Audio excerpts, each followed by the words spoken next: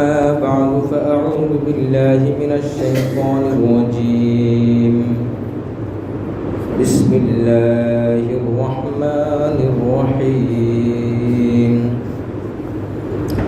فكيف إذا جمعناهم ليوم لا ريب فيه ووفيت كل نفس ما كسبت وهم لا يظلمون قل اللهم مالك الملك تؤتي الملك من تشاء قل اللهم مالك الملك تؤتي الملك من تشاء وتنزع الملك ممن تشاء وتعز من تشاء وتذل من تشاء بيدك الخير إنك على كل شيء قدير تولج الليل في النهار وتولج النهار في الليل وتخرج الحي من الميت وتخرج الميت من الحي وترزق من تشاء بغير حساب صدق الله مولانا العظيم اللهم صل على محمد وعلى آل محمد كما صليت على إبراهيم وعلى آل إبراهيم إنك حميد مجيد اللهم بارك على محمد وعلى آل محمد كما باركت على إبراهيم وعلى آل إبراهيم إنك حميد مجيد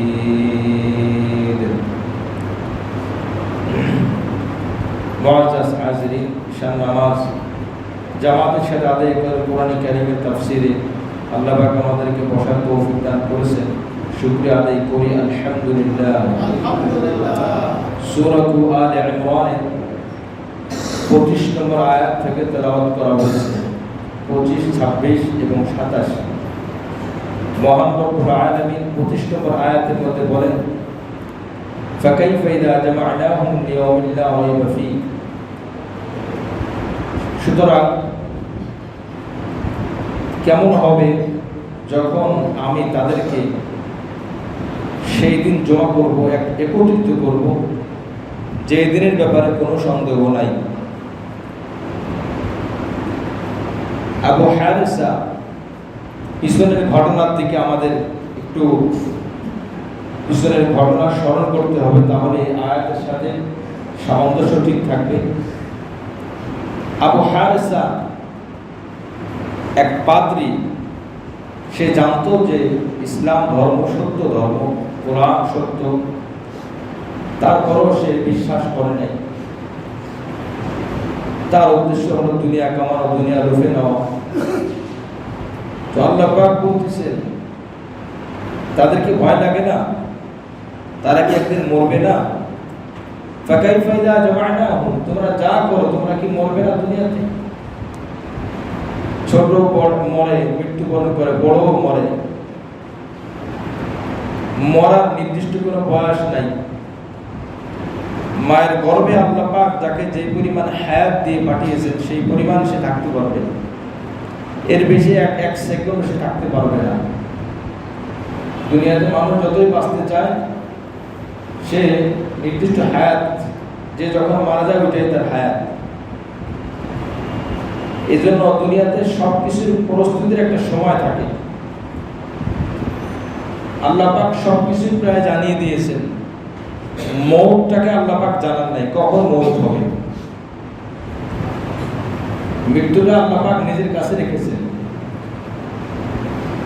যদি মানুষ মৃত্যু থেকে বাঁচতে চায় যেখানেই যাক মৃত্যু তাকে ধরবে তার হায়াতের মধ্যে মানুষ বাঁচার জন্য সিঙ্গাপুর যায় উন্নত চিকিৎসার জন্য এমন বহু মানুষ আছে উন্নত চিকিৎসার জন্য গিয়ে অসুস্থ অবস্থায় গিয়েছিল লাশ হয়ে ফিরে আসছে সেখানে তো চিকিৎসার জন্য গেছে বাঁচতে গেছে ওখান থেকে মরে আসলো কেন এখানে দুইটা শিক্ষা একটা হলো দুনিয়ার কোনো চিকিৎসা মানুষকে বাঁচাইতে পারে না আমি মাঝে মধ্যে এই কথা বলে থাকি, আমাদের বিশ্বাস আকীদা মজবুত রাখতে হবে, এই আকীদা একমত থাকতে হবে, নচেত ঈমান পূর্ণ হবে না। যত চিকিৎসা করি, যত ব্যবস্থাপনা আছে, আমাকে বাঁচাইতে পারবে না, আমাকে কেউ বাঁচাইতে পারবে না যখন আমার হায়াত শেষ হয়ে যাবে। তাহলে চিকিৎসা করি কেন? দুই কারণ। এক নম্বর, নবীজি চিকিৎসা করার কথা বলেছেন, সুন্নাত হাদিসের মধ্যে আসছে। এজন্য চিকিৎসা করা ফরজ না, চিকিৎসা করা ওয়াজিব না। অনেকে বলে চিকিৎসা না করে মারা গেলে গুনাহ হবে, এটা ভুল তথ্য, ভুল কথা। যদি কেউ পরিপূর্ণ আকীদার উপরে থাকে আর চিকিৎসা না করে, এটা তার এবং আল্লাহর ব্যাপার। তার যদি ওই পরিমাণ ঈমান থাকে, মুসলিম শরীফের হাদিস 70,000 গালিবান 70,000 মানুষ এমন একটা দল থাকবে যারা জান্নাতে যাবে। তারা কারা? আল্লাহর উপরে এমন বিশ্বাস স্থাপন করছে যে তারা বিশ্বাস স্থাপন করে কোনো চিকিৎসার ধারে কাছেও যায় না। এটা ইয়াকিনের জায়গা থেকে বলা হচ্ছে কথাটা, কিন্তু আমাদের ওই পরিমাণে ইয়াকিন নাই। এই জন্য আমাদের চিকিৎসা করতে হবে। ওই ইয়াকিন আমাদের, আমরা দাবি করতে পারি আমি বড় পাক্কা ইমানদার, কিন্তু বাস্তবে আমাদের ওই পরিমাণে ইয়াকিন নাই। যে চিত্র দেখা যায় সেই চিত্র থেকে বোঝা যায়। এজন্য আপনার চিকিৎসা করা, কারণ ইয়াকিন নাই কেন? মারা যাওয়ার পরে শত শত মানুষ বলবে, বলছিলাম তাকে ডাক্তারের কাছে যাইতে, কি বলে কথা ঠিক কিনা? বলছিলাম তার টাকা সব ইন্ডিয়া যা, গেল আসে। বলছিলাম তাকে ব্যাংকক যা, গেল আসে, তাই মারা গেছে।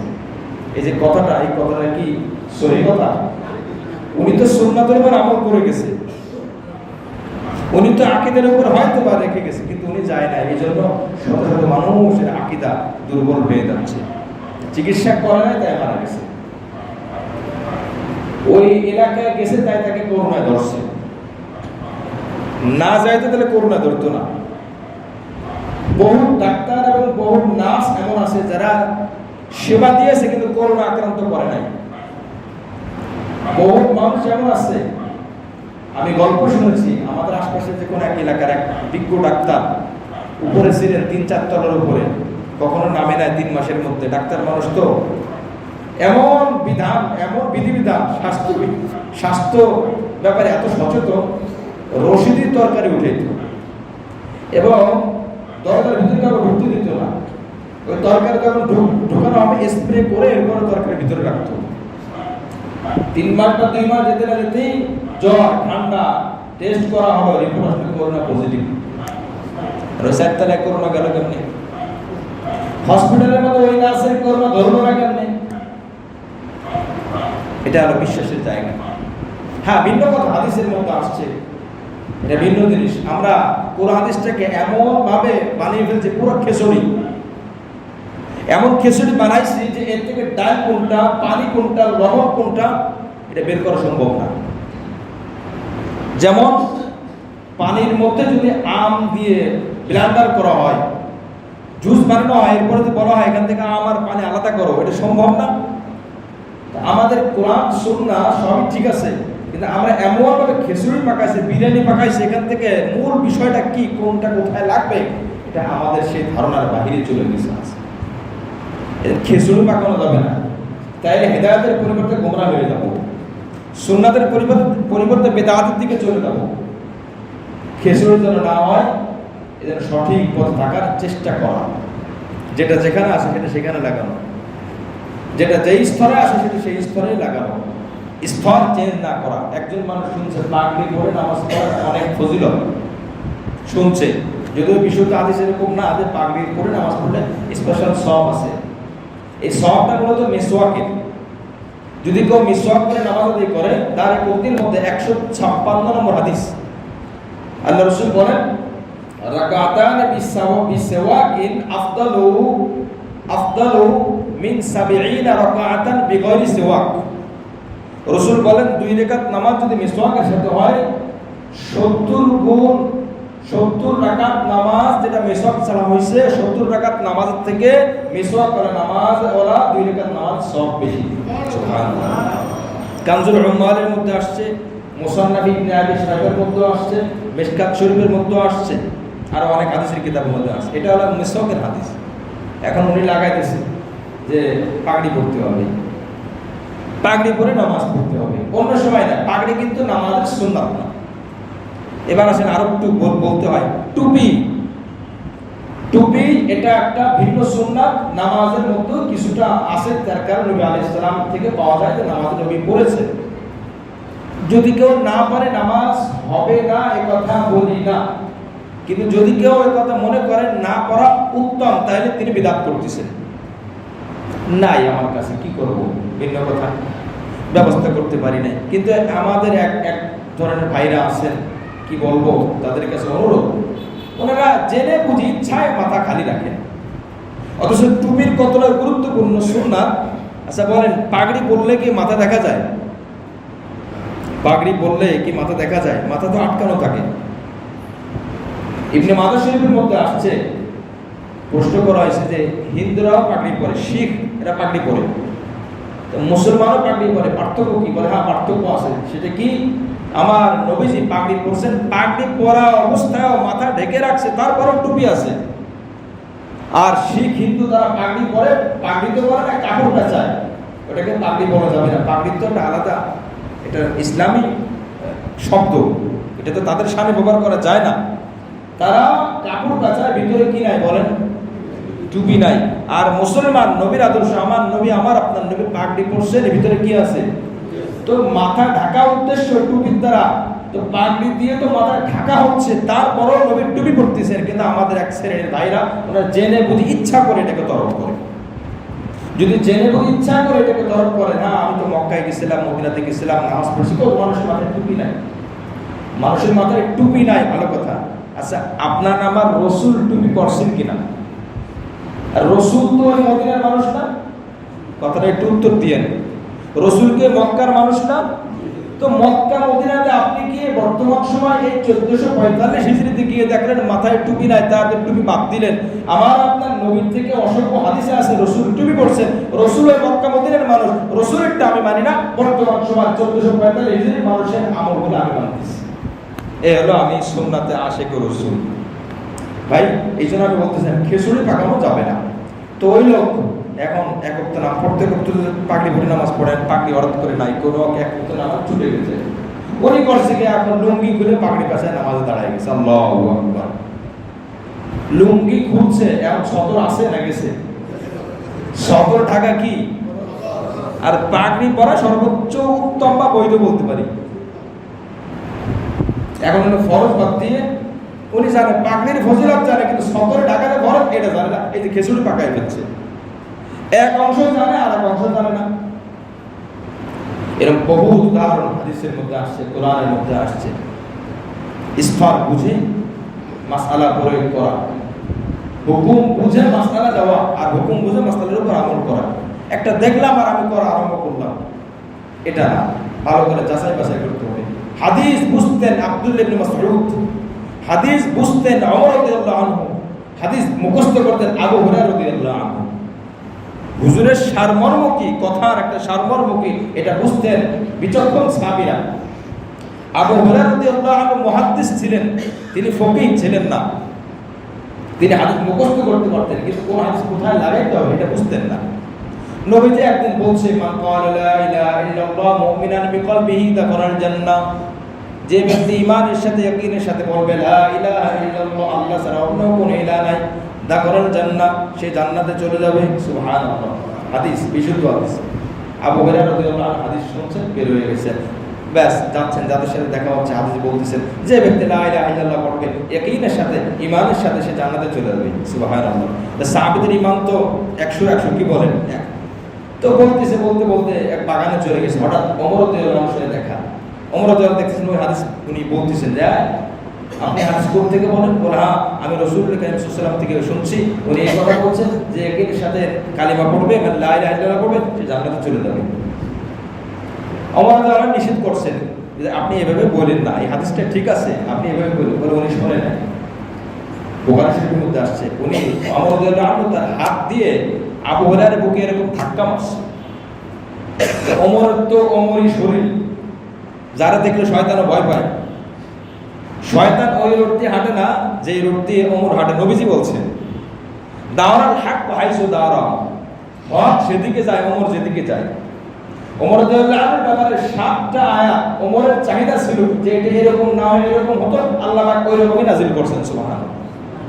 নবীজিকে বলছেন ইয়া রাসূলুল্লাহ, আমার মনে চায় আম্মা জানরা মানে আপনার স্ত্রীগণ তারা পর্দায় থাকুক। সবাই তো থাকবে, আপনার স্ত্রীরা তো মা আমাদের, তারপরেও পর্দায় থাকুক। নবীজি বলেন আচ্ছা। নবীজি কিছু বলেন না, আল্লাহ পাক আয়াত নাযিল করে দিয়েছেন ইয়া নিসাআন নবী লাস্তুন্না কাহিদিন মিনান নিসাই ইন তাকাইতুন্না, সূরা আহজাবের মধ্যে। হে মহিলারা, নবীর স্ত্রীরা, তোমরা অন্য কোন পুরুষের মতো না, তোমরা অন্য কোন মহিলাদের মতো না। তোমরা যখন মানুষের কাছে যাবে কোনো প্রয়োজনে তোমরা ঢেকে পর্দা সহিত যাবে। সুবহানাল্লাহ। ওমর রাদিয়াল্লাহু আনহু মনে চাইছে, আল্লাহ পাক দিয়ে দিয়েছেন। ওমর রাদিয়াল্লাহু আনহু হজের সময় উনি বলেন হুজুর আমার মনে চাচ্ছে যে এই মাকাম ইব্রাহিম এর পিছনে যদি নামাজ পড়তাম ভালো লাগতো। আল্লাহ রাসূল নিষেধ করেছেন না, এর পিছনে নামাজ পড়া যাবে না। আল্লাহ পাক আয়াত নাযিল করে দিয়েছেন সূরা আলে ইমরান, ওয়াত্তাখিযু মিন মাকামি ইব্রাহিম মুসাল্লা। যারা তওয়াফ করবে, যারা হজ করবে, ওমরা করবে, তারা যারা মাকাম ইব্রাহিমের পিছনে নামাজের জন্য জায়গা বানিয়ে নেয়, নামাজ আদায় করে। সুবহানাল্লাহ। নবী এখন হাসতেছে, ওমর এদিকে আসো। ওমর আল্লাহ আসছে, আসার পরে বলছে ওমর তুমি না বলেছিলে যে মাকাম ইব্রাহিমের এখানে নামাজ পড়তে? আল্লাহ পাক তোমার এই কথাকে রক্ষা করার জন্য আয়াত নাযিল করে দিয়েছেন। সুবহানাল্লাহ। এরকম 7 জায়গা কোরআনের মধ্যে আসছে। এই হলো সেই ওমর। এমন করে ধাক্কা মারছে, আবু হুরায়রা এখন কান্নাকাটি শুরু করছে। বিচার দিতে গেছেন নবীজির কাছে। নবীজি ইয়া রাসূলুল্লাহ হাবিবাল্লাহ, আপনার কাছে আমি বিচার নিয়ে আসছি। বলে তুমি কাঁদো কেন? বলে আমি কাঁদতেছি, ওমর ভাই আমাকে ধাক্কা মারছে, আমাকে বুকে আঘাত করছে। ওমরকে ডাকা হলো, কেন মারছো? আবু হুরায়রা রাদিয়াল্লাহু আনহু বলেন হুজুর আমি আপনার হাদিস বর্ণনা করতেছি, আপনি আমাকে শিখিয়েছেন, এটা আমি বর্ণনা করলাম কেন? ওমরের জন্য আমাকে আঘাত করছে। এদিকে দুনিয়ার জন্য, দুনিয়ার কোনো স্বার্থে না, ধর্মের জন্য। কি বলেন? আবু হুরায়রা রাদিয়াল্লাহু আনহু বলার পরে নবীজি এখন ওমরকে জিজ্ঞেস করতেছেন, দুইজনকে ডাকছেন বিচার করার জন্য। একজন যথেষ্ট না দুইজন লাগবে? আমরা যে যে স্তরে আছি এ কথা আমরা মনে রাখবো। নবীজির বিচারের বিষয় আমরা মনে করতে পারি আমরা কি আর বিচারক, আমি কি আর সুপ্রিম কোর্টে থাকি? না। আপনি আপনার দোকানের মালিক, আপনার দোকানে দুইজন কর্মচারী আছে, একজনের কথা শুনছেন আর একজনের শুনেন নাই, আপনি বিচার করতে পারেন না। এটা ইসলামের শিক্ষা না। আপনার অধীনে আপনার কিছু শিক্ষক আছে, আপনি মাদ্রাসার পরিচালক, আপনি স্কুলের পরিচালক, আপনি প্রিন্সিপাল, আপনি একজনের শিক্ষক কথা শুনলেন আর ঠিক হঠাৎ করে আপনি ওই কথা শুনেই বিচার করে দিলেন, এটা ঠিক না। এটা ঠিক না। ইসলামের দুজনকে ডাকতে সামনাসামনি, আলাদা না, আলাদা আলাদা এক একজন এক একটা বলবে। সব ক্ষেত্রে, সমস্ত প্রতিষ্ঠানের ক্ষেত্রে, সমস্ত জায়গার ক্ষেত্রে নিয়ম হলো দুইজন। এক ভাই বিচার দিছে একজনের কাছে, ভাই হুজুর এই কাজটা করছেন। এই জন্য ইমাম সাহেবের কাছে অনেক মানুষ অনেক বিচার দেয়। বিচার মানে হুজুর এটা না ওইটা। তো আমরা কিছুটা হলেও বুঝি, বয়স কম, কিন্তু এই লাইনে তো আমাদের শুরু থেকে। এখন বিচারের ভাব প্রকৃতি বোঝা যায় যে আসলে বিচারের কোন মাত্রা আছে। ইমাম সাহেব একটা কথা বলার আগে সাবধান হয়ে বলতে হবে, কারণ যার ব্যাপারে বিচার দিচ্ছেন তিনি কিন্তু সামনে নাই। দুজন যখন সামনে আসবে তখন ঘটনা স্পষ্ট হবে, খুলে খুলে বোঝা যাবে কি বলেন কথা ঠিক কিনা। বিচার করতে হলে বা ফায়সালা করতে হলে যেটাই হোক, ছোটখাটো বিষয় হোক, দুইজনকে লাগবে। এটা হলো রাসূলের শিক্ষা। দুজনকে আনলেন, ওমরকে বললেন তুমি তার বুকে আঘাত করেছো কেন? তখন ওমর রাদিয়াল্লাহু আনহু বলেন হুজুর আপনার হাদিস বলেছে, আমি এই জন্য আমি তাকে আঘাত করি নাই। আপনার হাদিস ঠিক আছে, সে বর্ণনা করছে এটাও ঠিক আছে, কিন্তু সমস্যা হল হুজুর গণহারে যেভাবে সে বর্ণনা করা আরম্ভ করেছে, এইভাবে যদি বর্ণনা করতে থাকে তাহলে সমস্ত মানুষ নামাজ, রোজা, আমল, লাখ লাখ হালাল হারাম সব ছেড়ে দেবে, ঘরের মধ্যে দরজা বন্ধ করে চিত হয়ে শুয়ে থাকবে, আর লা ইলাহা ইল্লাল্লাহ, লা ইলাহা ইল্লাল্লাহ নামাজ লাগবে না, লা ইলাহা ইল্লাল্লাহ হালাল হারাম লাগবে না, লা ইলাহা ইল্লাল্লাহ মেরে ধরে খাবো, লা ইলাহা ইল্লাল্লাহ যাকাত দেব না, লা ইলাহা ইল্লাল্লাহ। কি বলে কথা ঠিক কিনা? কারণ সে তো জানে সাবিত হয়ে গেছে জান্নাতে। যে ব্যক্তি লা ইলাহা ইল্লাল্লাহ বলবে সে জান্নাতে যাবে। আমি আপনাকে একটা ঘুষি দেব অন্যায়ভাবে, লা ইলাহা ইল্লাল্লাহ এটি ঘুষি দিলাম, লা ইলাহা ইল্লাল্লাহ ঘুষির সাথে কি সম্পর্ক? ঘুষি দেওয়া অপরাধ। যখন বললাম লা ইলাহা ইল্লাল্লাহ আমি জান্নাতে চলে গেলাম। পকেট থেকে টাকা চুরি করলাম, লা ইলাহা ইল্লাল্লাহ আমি জান্নাতে। কি বিষয়টা কি এরকম? তো ওমর রাদিয়াল্লাহু আনহু বুঝাতে চান, ইয়া রাসূলুল্লাহ, মানুষকে গণহারে এইভাবে এই হাদিস বর্ণনা করলে মানুষ অলস হয়ে যাবে, মানুষ আমল করবে না। রাসূল বললেন, ওমর তোমার কথা 100তে 100 ঠিক আছে। আবু হুরায়রা তুমি দুঃখ পেও না, ওমর দ্বীনের জন্য তোমাকে আঘাত করেছে, তুমি কষ্ট পেও না। ওমরেরটা ঠিক আছে, তোমার হাদিস ঠিক আছে, তাকে বুঝে শুনে একটু বর্ণনা করো। জোরে বলে সুবহানাল্লাহ। এবার বুঝলাম তো, ক্ষেত্র বুঝে বয়ান করা, ক্ষেত্র বুঝে হাদিস বলা। সব জায়গায় হাদিস, সব আয়াত না বলা। অনেক জায়গায় হাদিস বললে আপনি মার খাবেন। হাদিসের মান তো থাকবেই না। আগে লেখা করতে হবে, আমি যে হাদিসটি বলবো, আমি যে ধর্মের কথা বলবো, এই কথাটা বললে এই কথাটা টিকবে কিনা। যদি দেখা যায় আমার অপমান করলে আর কোনো সমস্যা নাই, আমি যে হাদিসটা বলবো ওই হাদিসটার উপরে যদি কেউ কোনো অভিযোগ করে, তুচ্ছতার সহিত মন্তব্য করে, তাহলে তো ঈমান নষ্ট হবে। সে মারামারি আর ঝগড়া করার কারণে কবিরা গুনাহ হচ্ছে। আমি সাথে সাথে একটা আয়াত বললাম, একটা হাদিস বললাম যে আল্লাহ রাসূল এই কথা বলছেন, তোমরা ঝগড়া করো না, মারামারি করো না। আল্লাহ পাক বলছেন তোমরা ঝগড়া করো না, মারামারি করো না। আল্লাহ না করো, ওই লোক রেগে যদি বলে আমি রাখো তোমার আয়াত, রাখো তোমার হাদিস, তাহলে তার ঈমান আছে। আমি তাকে কবিরা গুনাহ থেকে বাঁচাইতে যে তার ঈমান নষ্ট করলাম। এটা ঈমান যাচাই করা। আমাদের ঈমান ওমরের মতো না। ওমর রাদিয়াল্লাহু আনহু মারাত্মকভাবে খেপে গেছেন, এত রাগ হয়েছে, কেউ তাকে ঠান্ডা করতে পারতেছে না। হযরত আলী রাদিয়াল্লাহু তাআলা আনহু তার সামনে গেছে। সূরা আলে ইমরানের একটা আয়াত আছে, الذين ينفقون في السراء والضراء والكاظمين الغيظ والعافين عن الناس والله يحب المحسنين। ওমরের রাগ কেউ ঠান্ডা করতে পারে না। আলে ইমরানের 134, 133 এবং 134 নম্বর আয়াত তেলাওয়াত করছে, তাফসীরের মধ্যে পাবেন। যখন আলী রাদিয়াল্লাহু আনহু আয়াত তেলাওয়াত করছে যে জান্নাত তো মুত্তাকিদের জন্য, আর মুত্তাকি কারা? যারা কঠিন রাগের সময় নিজেকে নিয়ন্ত্রণ করে, যদি নিয়ন্ত্রণ করে তাহলে সে মুত্তাকি, তাহলে সে জান্নাতে যাবে। জোরে বলে সুবহানাল্লাহ। যখন ওমর রাদিয়াল্লাহু আনহু আয়াত শুনছেন, সাথে সাথে ঠান্ডা হয়ে গেছেন, সুবহানাল্লাহ। কারণ তার ঈমান তো মজবুত, তার ঈমান তো আমার আপনার মতো না। এই জন্য ঈমান মজবুত আছে কি না যাচাই বাছাই করে এরপর আয়াত বলা, ধর্মের কথা বলা, ঈমানের কথা বলা। একজন মানুষের নামে মুসলিম, নামে মুমিন, কিন্তু ঈমানের কোনো বিষয় তার মধ্যে নাই। এখন আপনি তাকে ঠাস করে ধরে এমনি বলতে পারবেন না। সে নামাজই পড়ে না, ভাই আসেন তাহাজ্জুদ নামাজ পড়তে আসেন, ফরজ নামাজে পড়ে না, তাহাজ্জুদের দাওয়াত দিচ্ছি। আমি যে কথা বলতেছিলাম, ইসলামের বিধানগুলো স্তর বুঝে বর্ণনা করা, এটার সম্মান যেন রক্ষা পায় আর এটাকে মিলে না যায়। এই জন্য রাসূল কারীম সাল্লাল্লাহু আলাইহি ওয়াসাল্লামের আয়াত নাযিল হয়েছে। আবু হারেসা সে তার ধর্ম পরিবর্তন করলো। আল্লাহ পাক বললেন, ফাকাইফা ইযা জামা'নাহুম লিয়াউমিন লা রাইবা ফীহি, সেদিন কি হবে যেদিন আমি সকলকে জমা করব আর সেই দিনের ব্যাপারে কোনো সন্দেহ নাই, সেদিন ঘটবেই ঘটবে। কিয়ামতের দিন কি বলেন? কিয়ামত আসবেই আসবে, কোনো সন্দেহ আছে? ওয়াফিয়াত কুল্লু নাফসিন মা কাসাবাত ওয়া হুম লা ইউজলামুন। প্রত্যেকটি নফসকে, প্রত্যেক মানুষকে সে যা উপার্জন করেছে সবগুলো তাকে বুঝিয়ে দেওয়া হবে, বিন্দু পরিমাণ জুলুম করা হবে না। সে গুনাহ করছে, বুঝিয়ে দেওয়া হবে, না এই যে তোমার গুনাহ। সে নেকি করছে, বুঝিয়ে দেওয়া হবে, এই নাও এই যে তোমার নেকি। সবকিছু দুনিয়াতে এখন আমরা যা করতেছি, পুরুষদের 15 বছর যদি বালেগ হওয়ার কোনো আলামত না হয়, পুরুষদের 15 বছর পর, মেয়েদের প্রত্যেক মাসে যে অসুস্থতা হয়, সে অসুস্থতার আলামত প্রকাশ পাওয়ার পর, এরপর থেকে বান্দার আমলনামা খুলে যায়। ডান কাঁধে বাম কাঁধে ফেরেশতারা থাকে, ভালো আমল লেখক, খারাপ আমল লেখক, সব লিখতেছে। কিন্তু আমরা এখন বসে আছি, কথা বলতেছি, কথা শুনতেছি, ফেরেশতারা লিখতেছে কি লিখতেছে না বলেন? সব লিখতেছে। ওখানে সব দেওয়া হবে, পরিপূর্ণ করে দেওয়া হবে। আল্লাহ, আমি তো মাত্র 20 বছর বয়সে মারা গেছি, আমারটাও চলে আসলো।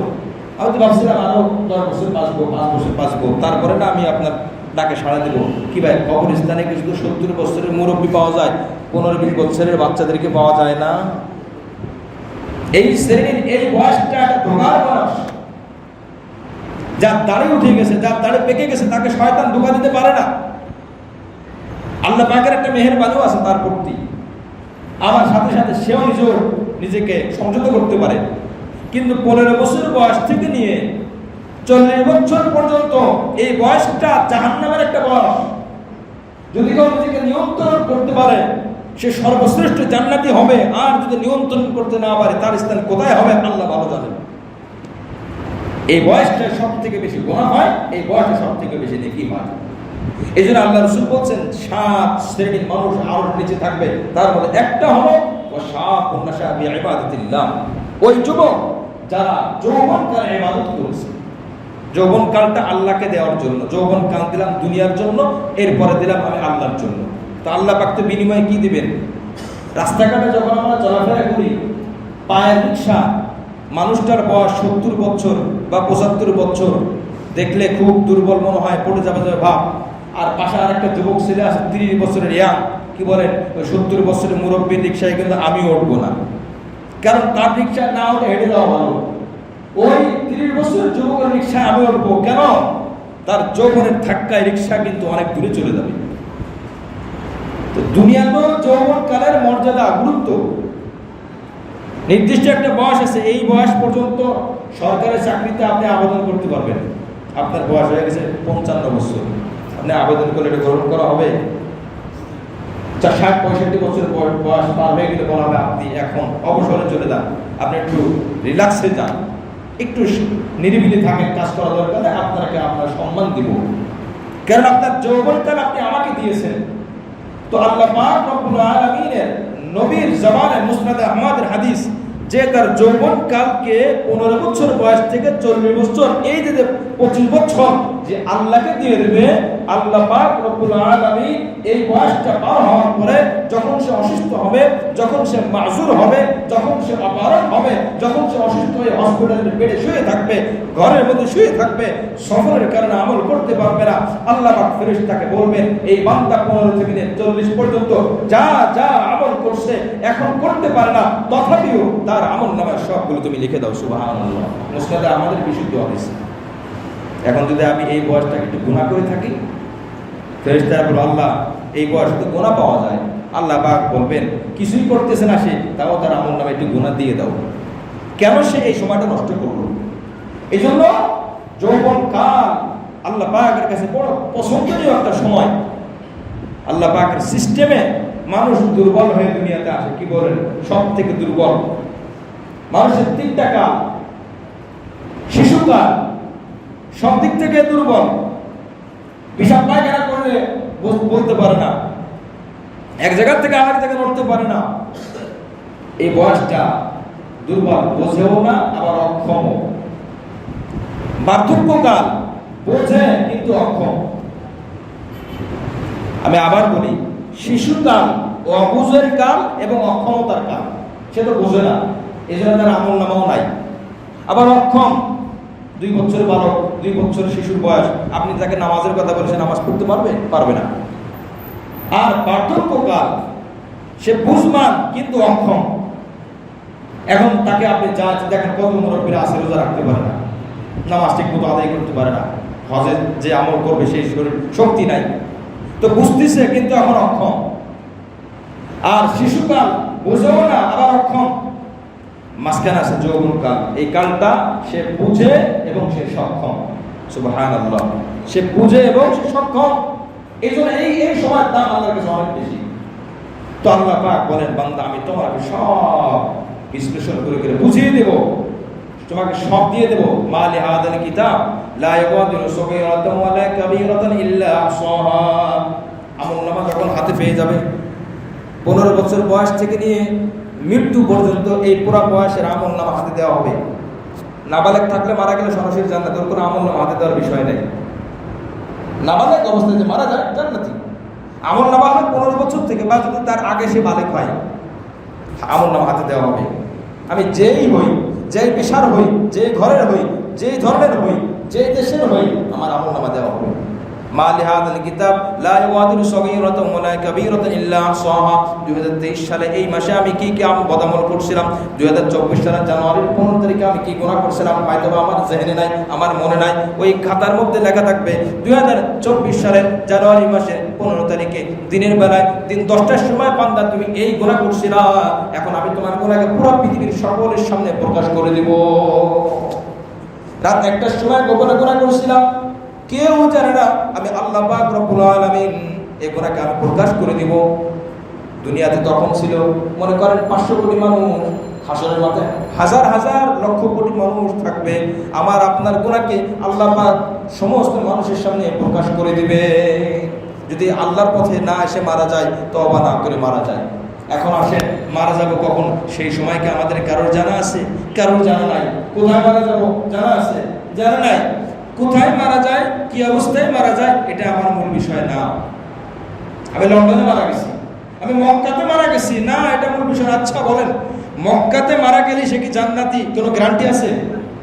আবু জাহেলের মওত হয়েছিল কোথায় বলেন? আবু জাহেলের মওত হয়েছিল কোথায়? আমেরিকাতে। সে কি জান্নাতি না জাহান্নামী? হ্যাঁ, আমলের কারণে জান্নাত জাহান্নাম। মানুষ ওসিয়াত করে জান্নাতের বাকিতে আমাকে দাফন করো। কিছু ফজিলত হাদিসে যতটুকু আছে অতটুকুই রাখি, কিন্তু আমার আমল যদি একদমই না থাকে, আমার ইমানের দুর্বলতা, আমার কুফরি শিরকের দুর্বলতা, কুফরি শিরকে ভরপুর, আমি ফজরের সাথে জড়িত, জান্নাতের বাকিতে কেন? জান্নাত থেকে মাটি এনে ওই মাটির মধ্যেও যদি দেখা ওইখানে আল্লাহ পাক আগুন জ্বালায় দেবে। এদের একটা ভুল ধারণা। আমার কোথায় মওত হয়েছে এটা আমার বিষয় না, আমার কি অবস্থায় মওত হয়েছে, আমাকে বাগে ছিঁড়ে ফিড়ে খেয়ে ফেলছে, আমার জানাজা হয় নাই, আমার দাফন হয় নাই, আমার কাপড় পরানো হয় নাই, আমার মনস্বরী কবরস্থানে কবর দেওয়া হয় নাই, আমার অস্তিত্ব দুনিয়া থেকে বিলীন হয়ে গেছে। বিষয় না, বিষয় হলো বান্দা তোমার আমল ঠিক আছে কিনা। আমি তোমার এই সব কিছুকে একত্রিত করব, তোমার রূহকে এক জায়গায় করবো, এরপর তোমার আমল ভালো হলে জান্নাতে পাঠিয়ে দেবো, আর তোমার আমল খারাপ হলে জাহান্নামে পাঠিয়ে দেবো। এজন্য আমরা অনেক চিন্তা করি, আল্লাহ আমার জন্য মসজিদের মধ্যে মওত হয়, দোয়া করা ভালো, কিন্তু আমলটা সুন্দর করতে হবে। এটা তো নূর আলা নূর, ভালোর উপরে ভালো। আল্লাহ আমার জন্য রোজা অবস্থায় মওত হয়, ভালো, কিন্তু আমার তো শিরক মুক্ত থাকতে হবে, কুফর মুক্ত থাকতে হবে, বিদআত মুক্ত থাকতে হবে, ঈমান মজবুত থাকতে হবে। না খেয়ে থাকার নাম যদি রোজা হয়, বহুত হিন্দুরাও রোজা রাখে, বহুত হিন্দুরাও রোজা রাখে, ওটার নাম দেয় উপোস। উপবাস, আজকে আমি উপোস, আমাদের বাসায় রোজা। আমি এই কথা এই জন্য বলছি যে আমাদের ঈমানের দুর্বলতা। এই জন্য আমাদের ফিকির এটা না কোথায় আমার মওত হবে, কি অবস্থায় আমার মওত হবে। কারণ কোথায় মওত হবে এটা কে জানেন বলেন? একমাত্র আল্লাহ জানেন।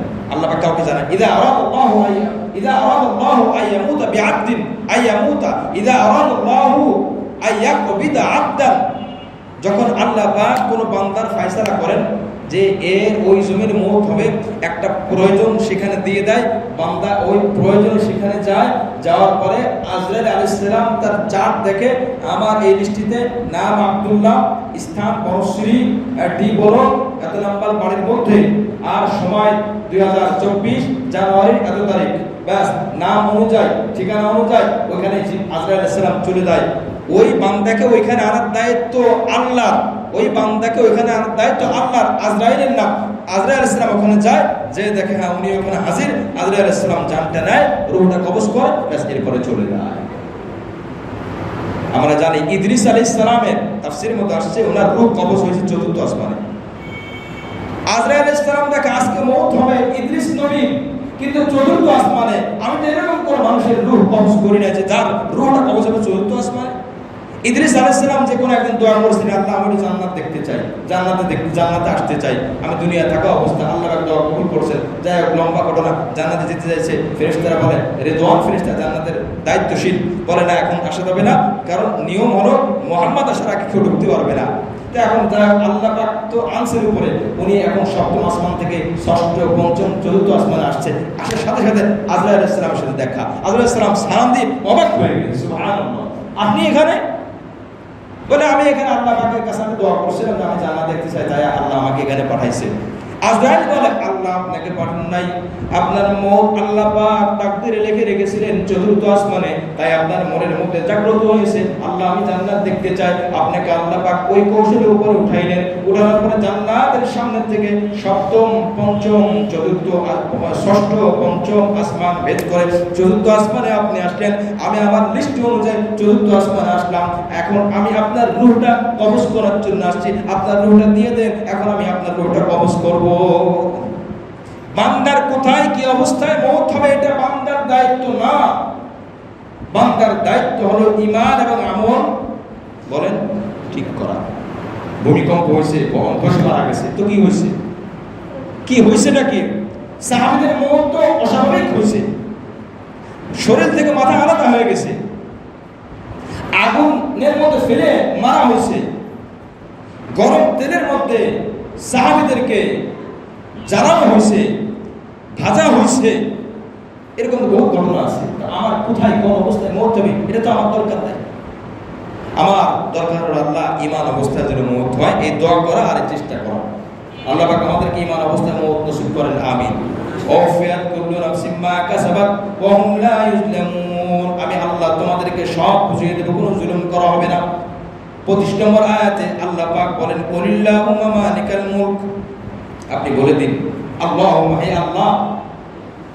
নবীজিকে আল্লাহ পাক বলতেছেন, আমাদের পরিচিত আয়াত, মালিকাল মুলক, রাজাদিরাজ, বাদশার বাদশা আপনি। তুতিল মুলক মান তাশা, যাকে ইচ্ছা আপনি তাকে রাজত্ব দান করেন। ওয়া তানজিউল মুলক মিম্মান তাশা, আবার যাকে ইচ্ছা তার থেকে আপনি ক্ষমতা ছিনিয়ে নেন। এটা একমাত্র আল্লাহ পাকের দায়িত্ব। কাকে আল্লাহ কোথায় বাদশা বানাবেন এটা সম্পূর্ণ মানুষের অধীনে না, এটা কার অধীনে বলেন? আল্লাহর অধীনে। আপনি ইচ্ছা করলে কাউকে ক্ষমতা বসাইতে পারবেন না। ভালো মানুষের ক্ষমতা আসতে পারে, খারাপ মানুষের ক্ষমতা আসতে পারে। আমার আপনার চেষ্টা অনুযায়ী আমার আপনার ফয়সালা হবে। নাসিম হেজাজ উনি বড় সাহিত্যিক ছিলেন, উনি একটা গল্প লিখছেন। আমরা অনেক সময় খুব দুশ্চিন্তা বাচ্চাদেরকে নিয়ে, কিন্তু আমাদের আমল নিয়ে চিন্তিত না। আমরা মিশকাতের মধ্যে আসে, তোমাদের আমল নিয়ে চিন্তা করো, কারণ উম্মালুকুম কাআমালিকুম, তোমার আমল যেমন হবে তোমার শাসক তেমন হবে। সাহাবীদের আমল যেমন ছিল তার শাসক কে ছিলেন? নবী মুহাম্মদ রাসূলুল্লাহ সাল্লাল্লাহু আলাইহি সাল্লাম। আবু বকরের যুগে উম্মতের সাহাবীদের আমল যেমন ছিল আবু বকর খলিফা ছিলেন। আচ্ছা, আমাদের আমল যেমন আমাদের অবস্থাও তেমন। সমান দোষ তাদের দিয়ে লাভ নাই, আমাদের আমল দোষটা আগে আমরা দিই, এটা হাদিসের শিক্ষা। কারণ আমি তাকে টেনে কিনে নামাইতে পারবো? আমি কাউকে আমার মনের তো পছন্দের জোর করে উঠাইতে পারবো? উঠানো আর নামানোর দায়িত্ব কি আমার না আল্লাহ? এই আয়াতে তো তাই বলে, আমি আল্লাহ যাকে ইচ্ছে, তোমার কি বিশ্বাস হয়? এটা ঈমানের কথা। আমি আল্লাহ যাকে ইচ্ছে তাকে দিই, তুমি চেষ্টা করতে পারো সর্বোচ্চ। এই জন্য উনি বলেন, এক এলাকায় এক বাদশাহ জালেম সব শিক্ষিতদেরকে ধরে ধরে বন্দি করছে। শিক্ষার কারণে আলো ছড়াবে, এর ভালো লাগে না। আর মূর্খ যারা, এদেরকে ধরে ধরে বড় বড় পথ দিয়ে বসায় রাখছে। এলাকার বাহিরে একজন বুজুর্গ ছিলেন, বিশ্বাস, উনি দোয়া করে, আল্লাহ এই জালেমের হাত থেকে আমাদেরকে বাঁচাও, দেশকে বাঁচাও। পীরের মুরিদ ছিল, আমিন আমিন বলতো। তার ধারণা আমার হিসেবে তো অবশ্যই কবুল হবে। দিন দিন ট্যাক্স বাড়িয়ে দেয়, জুলুম অত্যাচার বাড়ায়। বিশ্বাস দোয়া করে, দোয়া এলাকার মধ্যে আর পৌঁছায় না। তো মুরিদের ভিতরে সন্দেহ আসবে, এত দোয়া করে আমার বিশ্বাসের দোয়া তো কবুল না হয়ে পারে না। তো হয়তো বা দোয়া কবুল হচ্ছে, কিন্তু আল্লাহ পাক তার এই দোয়াটা চাইতেছে না। বিশ্বাস তো ভালো, কিন্তু এই দোয়াটা কে চায় না বলেন? আল্লাহ চায় না। দোয়া কবুল না হইলে আমরা এই কথা ভাববো না যে আমি খারাপ হয়ে গেছি, লোকটা খারাপ হয়ে গেছে, এটা ভাববো না। কারণ আল্লাহ পাকের জবাব ইচ্ছা হবে, আল্লাহ পাকের ইয়াকিন ইচ্ছা, ওইটাকে আমি আপনি পরিবর্তন করতে পারবো? এটা অসম্ভব। তো যাই হোক, এখন এই মুরিদে করলো কি ঠিক আছে, এখন দোয়া মুরিদে আমিন না বলে দোয়ার পরিবর্তন করে ফেলছে। পিসাবের দোয়ার পরিবর্তন করা যাবে না। পিসাব দোয়া করে, আল্লাহ জালেম থেকে আমাদেরকে বাঁচাও, এ যদি হেদায়েত না থাকে এর মওত দিয়ে দাও, ভালো একজনকে বসাই দাও। দোয়া তো ভালো ভালো। মুরিদ এই দোয়ার ফাঁকে ফাঁকে বলে, আল্লাহ তুমি এটারে মেরে আমার ক্ষমতায় বসাই দাও, আমি আরো জুলুম বাড়াই দেবো। কারণ তার ধারণা হলো যে বিশ্বাস ভালো দোয়া করতেছে, আল্লাহ পাক তো চাচ্ছেন না এই মুহূর্তে, আল্লাহ পাক ঠিক আছে জুলুম করতেছে করুক। তো আল্লাহ পাক যদি ওটা চাইতেছে, মুরিদ বলে তো আমি ওটা আল্লাহ আমাকে বসা, আমি আরো জুলুম করবো, তুমি যদি জুলুম চাইতেছো তা আমি আরো জুলুম বেশি বেশি করবো, আমারও বসাই দাও। কিছুদিন পর হঠাৎ দেখা গেল বাচ্চা মারা গেছে। বাচ্চা মারা যাওয়ার পরে এখন বিশাল মতনক্য বাচ্চাদের মূর্খরা, শিক্ষিত সব আটকানো ছিল, এদেরকে কোনো পদা দেয় নাই। কে বাচ্চা হবে আর ফাইসালা দেখেন, ফাইসালা কেমন, শিক্ষা যেমন হবে ফাইসালাও তো এরকম হবে। বলছে যুদ্ধ করে লাভ নাই, লড়াই করে লাভ নাই, মতনক্যবাদ আগামীকাল সকালবেলা ভোরবেলায় যে এই মানে মূল ফটক মূল দরজাতে আগে আসবে তার এবার বাচ্চা বানাই দেবে। এটা কোনো কথা হইল? ওই যে লম্বা ঘটনা, এখন ফাঁসি দেবে, কিন্তু ফাঁসি যার গলায় দেবে সে এত শুকনা, গলা এত চিকুন, রশি এত মোটা, এবং ফাঁসি রশি গলায় লাগে না। বাচ্চা বলে জল্লাদ বলে ফাঁসির দড়ি তো এর গলায় লাগে না, গলা তো বেশি চিকুন। বস্তা আপনার আটকানোর জন্য ভিতরে কিছু দিতে হবে, খালি বস্তায় তো গিট্টু দিলে গিটটা মজবুত হয় না। এখন বাচ্চা বলতেছে কি, ফাঁসির রশি যদি ওনার গলায় না লাগে তো যার গলায় লাগে তার গলায় দে। কথা বুঝেন নাই? এটা লম্বা কথা হয়তো অনেকে জানেন। ফাঁসির রশি যার গলায় লাগে তার গলায় দে, এটা কি করে ফাইসালা বলেন? তো মাথার মধ্যে তো গ্যাস্ট্রিক আর নোংরামিতে ভরা, কি ফাইসালা করবে? বিদ্যা তো কিছুই নাই ভিতরে, বুদ্ধি কিছুই নাই ভিতরে। এখন ফাঁসির রশি লাগছে, আবার এখন ঘুরে ঘুরে দেখা গেছে ওই সাগরেদের গলায়। সাগরেদ মানে এক শিষ্য আর উস্তাদ। এলাকায় ঘিয়ে আর পানির দাম সমান সমান, পানির দাম 1 লিটার 20 টাকা, ঘির দাম 1 লিটার 20 টাকা। বিশ্বাস বলে যে এলাকা তো ইনসাফি এলাকা, পানি আর ঘি আর হতে পারে না, যেহেতু একই রকমের দাম, তো এলাকাটার মধ্যে জুলুম করে গেছে, ইনসাফ নাই। তো ছাত্র করছে কি, যেহেতু ঘি আর পানি বড় মতো, ঘি আচ্ছা মতো খাইছে আর খেয়ে খেয়ে তো শরীর মোটা হয়েছে। যার গলায় ফাঁসির দড়ি লাগে তার ঘর খুঁজে খুঁজে দেখা গেছে বিশ্বাসের মুরিদরে পাওয়া গেছে, এখন ওটিরা ধরে আনছে, তোর গলায় ফাঁসি লাগে আর তোরে ফাঁসি দেওয়া হবে। মুআজ্জাজ হাজিরিন, বিশ্বাস তখন বলে বলছিলাম এত ঘি খাইস না, বিপদে পড়বি। তো কলকাতা থেকে নাসিম হেজাজ, তো বাচ্চা মারা গেছে, জালেম বাচ্চা মারা যাওয়ার পরে ও মুরিদে খবর শুনছে যে ব্যক্তি এই এলাকার মধ্যে এই বাচ্চার যে রাজপ্রাসাদ, এখানে মূল ফটক দিয়ে যে আগে ঢুকবে সে বাচ্চা হবে। তো ও সারা রাত আর ঘুমায় না, ভোরবেলা হতে না হতে আগে ঢুকছে। আগে যখন ঢুকছে ফায়সালা অনুযায়ী সে বাচ্চা হয়ে গেছে। জুলুম অত্যাচার যা আছে সব বাড়িয়ে দিচ্ছে 1 ডিগ্রি 2 ডিগ্রি আর বেশি আগের থেকে। মোটামুটি শিক্ষা যারা আছে তারাও ধরছে, চরম পর্যায়ে মূর্খ যারা তাদেরকে দায়িত্ব দিয়ে দিচ্ছে, হ্যাঁ ট্যাক্স বাড়িয়ে দিয়েছে, জুলুম। এরপরে এলাকার লোক তো বিপদ, কি করবে, এটা তো আর নামানো যাচ্ছে না। তখন বলছে ঠিক আছে, এতে বিশ্বাস আছে, তার কথা সে মানতে পারে, ওর একজন বিশ্বাস আছে, তাকে ডেকে নিয়ে আসুন। বিশ্বাস আসছে, বিশ্বাস আসার পরে খুব মেহমানদারি করছে, হুজুর আপনি আসছেন, সম্মান যা করার করছে। বলে এখন যেহেতু বাদশা, মুরিদ যদিও কিন্তু বাদশা, তো বলে তোমার কাছে একটা আবেদন, আমি তোমার বিশ্বাস যেহেতু, কি আবেদন বলেন? বলে তুমি আল্লাহর রাস্তায় জুলুম অত্যাচার এগুলো বন্ধ করো, আর জ্ঞানীদেরকে আলেমদেরকে ছেড়ে দাও, আর যারা বুঝমান তাদেরকে পদে বসাও। তখন মুরিদ বলে হুজুর আপনার সব কথা রাখতে পারে, এটা আমার রাখতে পারবো না। বলে কেন? বলে আমি আল্লাহর সাথে আছি। কার সাথে আছি? আল্লাহর সাথে আছি। বলে এটা কেন? যখন আপনি দোয়া করেছেন আল্লাহ বাচ্চারে মারো, বাচ্চার হুকুম সরাই, ক্ষমতা সরাই নাও, তখন আপনার দোয়া কবুল হয় নাই। যেদিন আমি দোয়া করলাম আল্লাহ এটারে মানলে আমার তুমি বসাই দাও, আমি জুলুম বাড়াই দেবো, ঠিক তার পরবর্তীতে দেখা গেলো আপনার পিছনে আমি ইক্তেদা করেছি দোয়া, এরপরে ওইটা মারা গেছে আর আমাকে এখানে বসানো হয়েছে। বোঝা গেল আপনার দোয়া কবুল হয় নাই, আপনার দোয়া আল্লাহ চাচ্ছে না। আল্লাহ চাচ্ছে এলাকায় জুলুম বাড়ো, আল্লাহ চাচ্ছে এখানে অপক্ষমতা বাড়ো, আল্লাহ চাচ্ছে এখানে অপর ক্ষমতায় বসো। সুতরাং আমার দোয়া কবুল হয়েছে, তা আমার দোয়া যেহেতু কবুল হয়েছে, আল্লাহ তো এটাই চাচ্ছে, তা আমি তো আল্লাহর সাথে আছি, আমি আপনার সাথে যাবো কেন? যুক্তিতে বিশ্বাস বেড়ে গেল, বিশ্বাস চলে গেছে, আমি এর পারবো না। উনি বুঝাতে চাইলেন এই এলাকার লোকের হালত এমন, বিশ্বাস এরা এমন আমল করছে, এমন খারাপ, এদের জন্য বড় জুলুম বাস, আমি ছাড়া আর কেউ নাই। তাই আল্লাহর কাছে বলছে, আল্লাহ আমি আপনার পথে আছি, আমি আপনার চাহিদা মতো আছি, আপনি আমাকে বসান। কারণ ওদের আমল খুব খারাপ, এই জন্য জুলুম আরো বেশি দরকার। তাই আমি আল্লাহর কাছে দোয়া করে এই ক্ষমতায় আমি আসছি।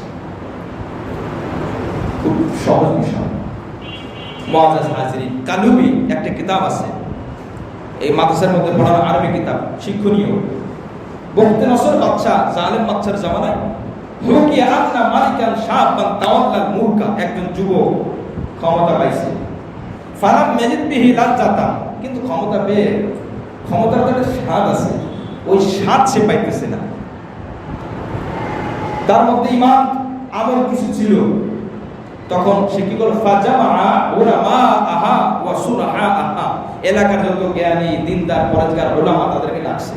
ডাকার পরে বলতেছে, আমি তো এতদিন ক্ষমতা আছি, কিন্তু আমার এটা দুঃখ। কি দুঃখ? আমি এই ক্ষমতার স্বাদ এটা পাইতেছি না। ক্ষমতা পরিচালনা যেভাবে করতে হবে সুন্দরভাবে, এটা আমি পাচ্ছি না। সবাই ডাইনে গেলে বামে যায়, বামে গেলে ডাইনে যায়। তখন ওলামা ইকরাম বলছেন, আপনি ক্ষমতা থাকেন, আপনি সুন্দরভাবে পরিচালনা করেন, কোরআন সুন্নাহর আলোকে কি করবেন, ওলামা ইকরামের সাথে পরামর্শ করে করবেন, তাইলে আপনি ক্ষমতার স্বাদ পাবেন।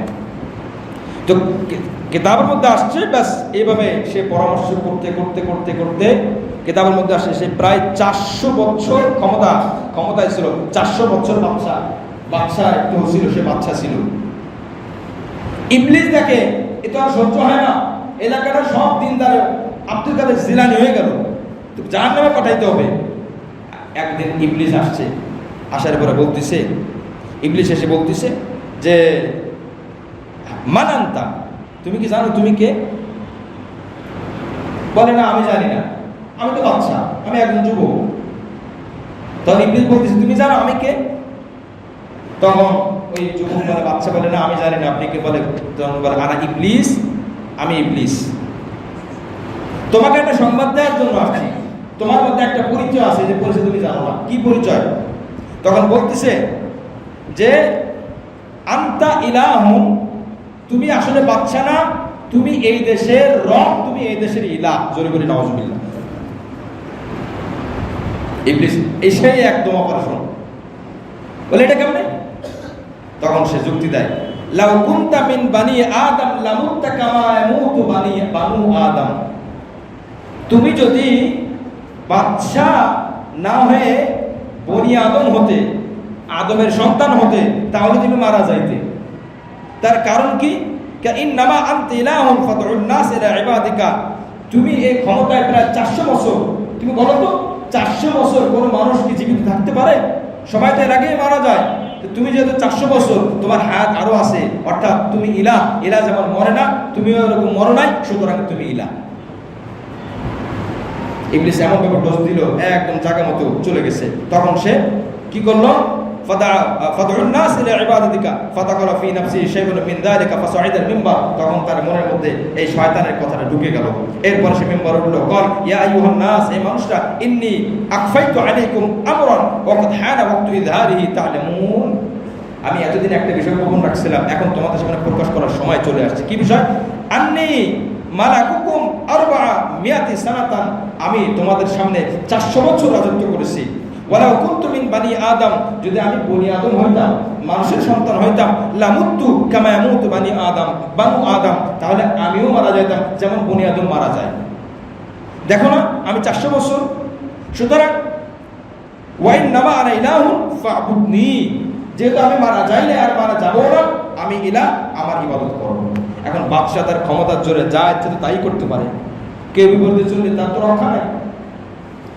এরপর আল্লাহ পাক ওহী পাঠালেন, ফাওহাল্লাহু ইলা নবিয়্যি জামানিহি, ওই জামানার যে নবী আছেন, নবীর কাছে আল্লাহ পাক ওহী পাঠালেন যে, হে নবী, আপনি যান, সংবাদ দিয়ে দেন তাকে, আপনি বলে দেন। এরপর আল্লাহ পাক বললেন, ইন্নী ইস্তাকামতু লাহু মাস্তাকামা, সে যতদিন আমার হয়েছিল আমি ততদিন তাকে ক্ষমতা দিয়েছি, এখন যেহেতু সে আর আমার নাই, ফালাম্মা তাহাওয়ালা ইলা মাসিয়াতি ফাওয়াইজ্জাতি ওয়া জালালি লাউ সাল্লাতানা আলাইহি বিবুখতি নাসর ফাসাল্লাতাহু আলাইহি ফাদরাবা উনুকাহু ওয়া আওqara মিন খাজাইনিহি 70 সাফিনাতান মিন যাহাব, যতদিন সে আমার ছিল ততদিন আমি তার ছিলাম, এখন যেহেতু সে আর আমার নাই, অর্থাৎ আমার হুকুম পালন করে নাই, এখন আমি আর তার সাথে নাই, আমি তার উপরে বখতে নসর। বখতে নসর কে ছিল? পুরা পৃথিবীর, বলেন পুরা পৃথিবীর বাদশাহ। পুরা পৃথিবীর বাদশাহ 4 জন, তার 2 জন খারাপ, এর মধ্যে একজন হলো বখতে নসর। এই বখতে নসর সে তো এক এলাকার বাদশা, 400 বছর রাজত্ব করছে। আর বখতে নসর পুরো পৃথিবীর বাদশা। আল্লাহ পাক বখতে নসরকে তার উপর চাপাই দিয়েছে। এরপর বখতে নসর তার উপর খেপে গেছে, তার বিরুদ্ধে যুদ্ধ ঘোষণা করছে। এক পর্যায়ে বখতে নসর এই 400 বছর এই যুবকের গর্দা মাথা দেহ থেকে আলাদা করে ফেলেছে। ক্ষমতা শেষ যতদিন আল্লাহর ছিল।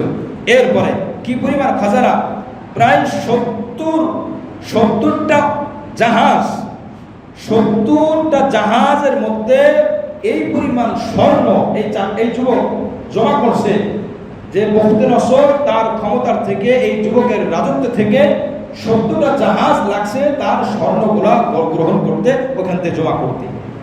মুআজ্জিজ হাজরিন, বলতেছিলাম ক্ষমতা যখন সঠিকভাবে কেউ ব্যবহার করে ওই ব্যক্তির উপর আল্লাহর সাহায্য থাকে, আর যখন সঠিক ব্যবহার করে না তখন তার থেকে আল্লাহ পাক ক্ষমতা ছিনিয়ে নেন। একটা শিক্ষা। 2 নম্বর শিক্ষা হলো আল্লাহ পাক বলেন যাকে ইচ্ছা আমি তাকে রাখি, সে ভালো হবে খারাপ হবে। হাতের মধ্যে কোনো কথা নাই যে ভালো হবে তাকে রাখবো। অনেক সময় খারাপ হলে রাখে যখন মানুষের আমল খারাপ হয়।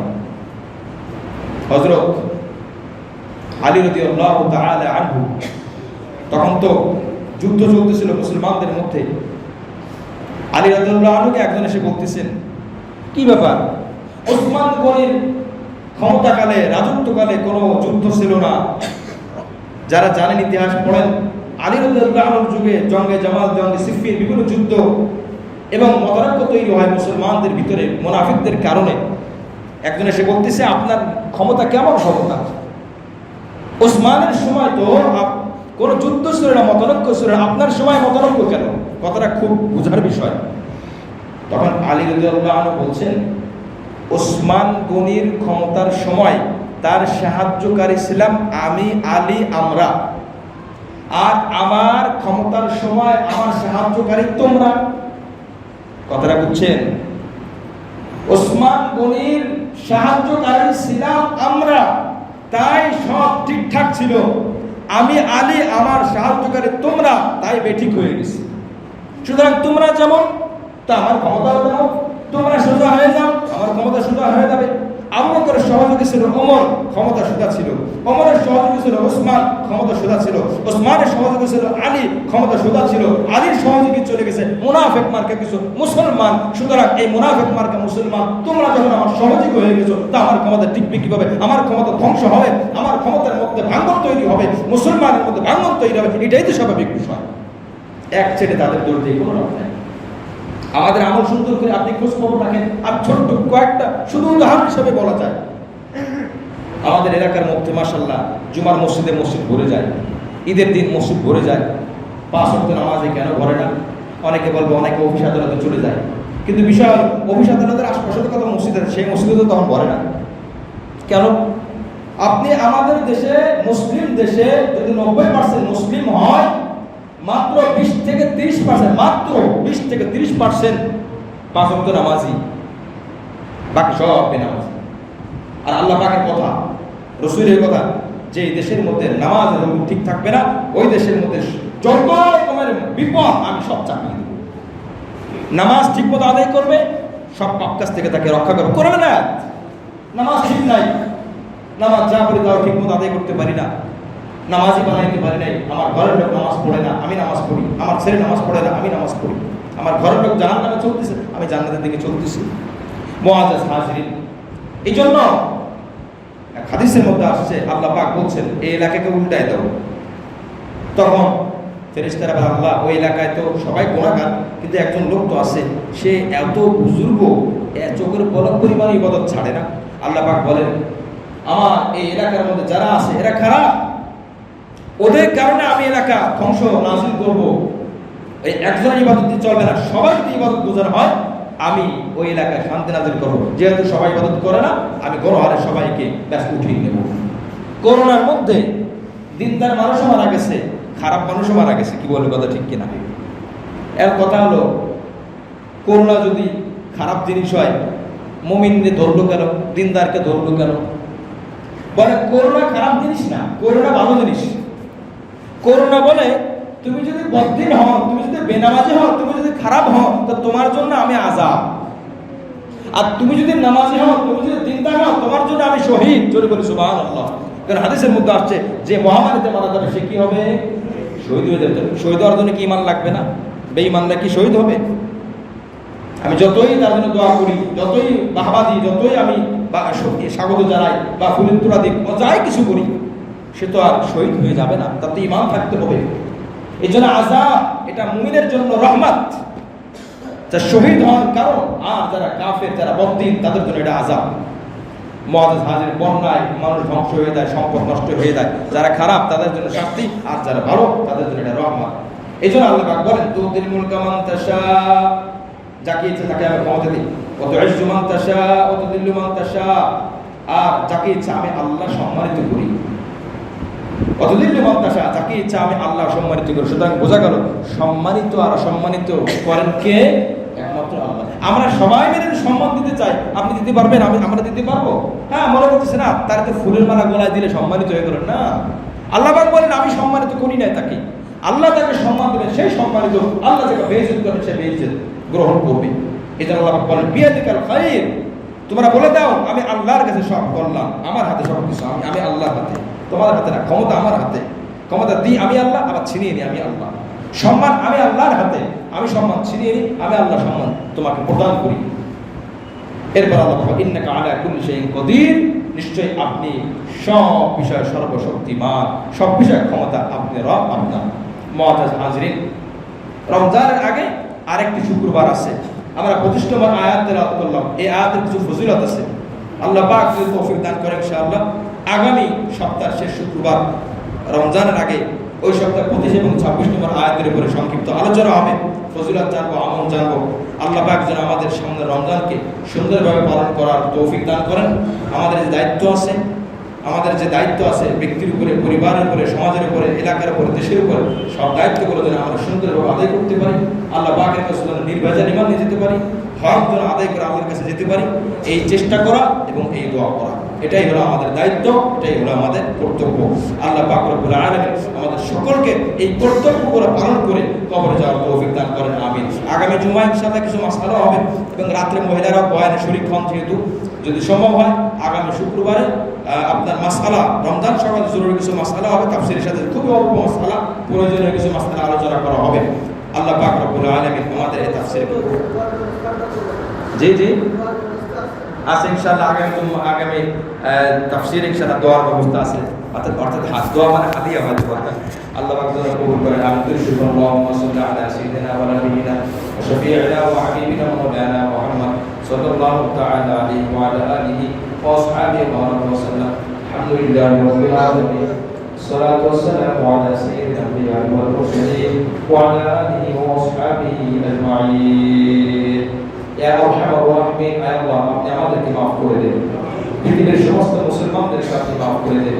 বাবা আদম আলাইহিস সালাম থেকে আজ পর্যন্ত যত মুসলমান কবরে আছে তাদেরকে আপনি maaf করে দিন। আয় আল্লাহ সমস্ত কাফির ফুজ্জারদেরকে হেদায়েত দান করে দিন। হেদায়েত না থাকলে আয় আল্লাহ যারা ইসলামের শত্রু, মুসলমানের শত্রু, কোরআনের শত্রু, আয় আল্লাহ যত ধর্মের আছে মুসলিম ছাড়া তাদেরকে আপনি আপনার আযাব দিয়ে ধ্বংস করে দিন। আয় আল্লাহ আপনার আযাব দিয়ে ধ্বংস করে দিন। আল্লাহ মুসলমানদেরকে আপনি হেফাজত করেন, মুসলিমদেরকে হেফাজত করেন। বিশ্বের যেখানে যত আছে মুসলমানরা বসবাস করে তাদের ঈমান নিয়ে থাকার তৌফিক দান করেন। আয় আল্লাহ আমি থেকে শুরু করে আমাদের প্রত্যেককে আমাদের যে দায়িত্ব আছে ব্যক্তিগত পর্যায়ে, পরিবারের উপরে, আত্মীয়ের উপরে, সমাজের উপরে, দেশের উপরে, মুসলমানের জন্য যে দায়িত্বগুলো সেই দায়িত্বগুলো আদায় করতে পারে সেই তৌফিক দান করে দেন।